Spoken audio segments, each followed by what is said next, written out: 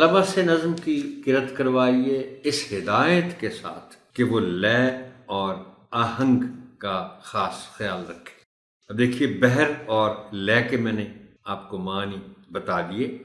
آہنگ کا اس سے پہلے یقیناً کہیں ذکر ہوا ہوگا، میں نے آپ کو اس کے معنی بھی بتائے ہوں گے، لیکن آہنگ کا مطلب ہے آپ کی آواز۔ اب آواز میں، آواز صرف ساؤنڈ تو نہیں ہے، آواز تو وائس ہے، اور آواز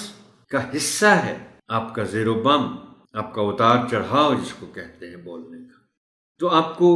نظم پڑھتے ہوئے، چونکہ آپ نے نمونے کی پڑھائی کرنی ہے، نظم کی نظم خوانی کرنی ہے نمونے کی، کوشش پھر آپ کیجئے گا، جیسے میں نے کہا کہ یہ نظم چونکہ چھوٹی بہر کی ہے، اس کو وزن کے ساتھ پڑھنا ذرا مشکل ہے، لیکن اس مشکل کو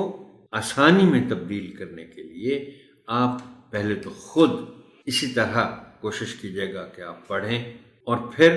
آپ بچوں سے بھی اسی بہر، لے